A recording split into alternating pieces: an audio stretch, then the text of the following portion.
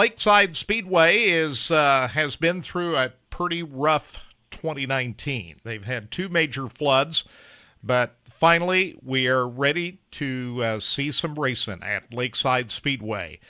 Pete Howey, the general manager of Lakeside Speedway, is joining us right now. And Pete, you went on your Facebook page the other day and said maybe the 2nd of August there. It looks like things are coming around right now, huh?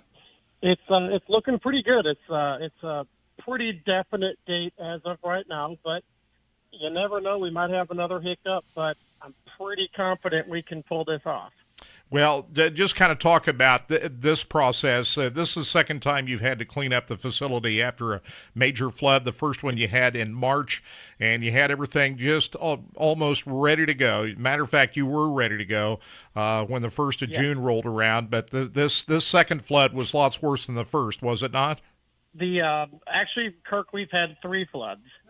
3. We flooded in March. We flooded the 1st of June. And then we flooded towards the end of June. That second flood had about 75% gone away. We started the cleanup again, and then here it came again. Oh, that's right. I tried to put that out of my mind, Pete. Well, I do too, but I forgot about that. Was the third one as bad as the second one? What Now, the third one, in terms of water entering the property, it was the lightest, as the water only covered the pits, the track, and then up to the ticket booth. So water-wise, it was probably, a fourth. But damage-wise and debris-wise, it was the worst. Oh, my goodness. This one brought in a lot more of that river mud, and it brought in a lot of sand to the back of the pit area.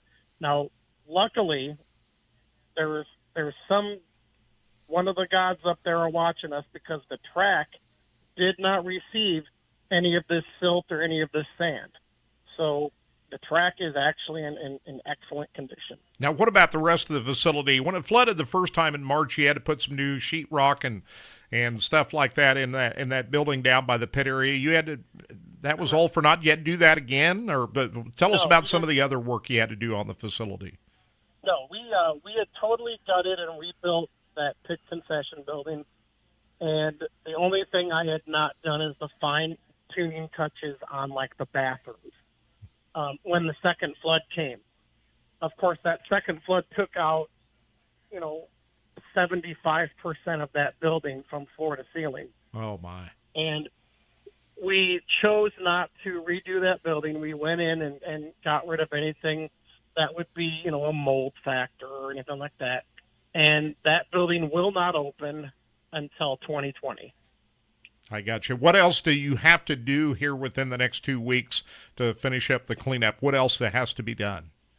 Just a little bit of that river mud kind of sticks to everything. So, hopefully we can get, the grass a little bit greener so it looks better. But as far as like debris and just big cleanup, that's all done. Just little fine tuning things like, brushing off the pits again and that handicap parking lot, and some power washing of the barn and the back wall where the banners go. The major thing I still have to go through is the electrical for the track lighting system. Okay. That has not been touched since March. Now, how big of a project? You just have to go through all the wiring there, or how's it? Yeah, for the most part, everything underground is intact. It would be the control boxes on every light pole out there. All those connectors, they're corroded, they're rusted, so they kind of have to be gone through, whether they're cleanable or just get in there, replace the box, and go on down the road. But I am not an electrician, but all my electrician friends say, it's a walk in the park for them. Okay, so that should be taken care of, no problem at all. Now, what about the schedule? What are the races that you'll have left on the schedule to run? Are you just going to try to run weekly races, or you still got the specials? I know you had an MLRA show scheduled in there. Are those things going to come off? No, the MLRA show has been canceled. What the general plan is, we kind of talked about it the other day. And the goal is to hopefully get in 10 races. Okay. And that would be an August 2nd through an October 4th. And then, of course, the World of Outlaws after that in later in October. But in those 10 weeks, the plan is to give a special to every class.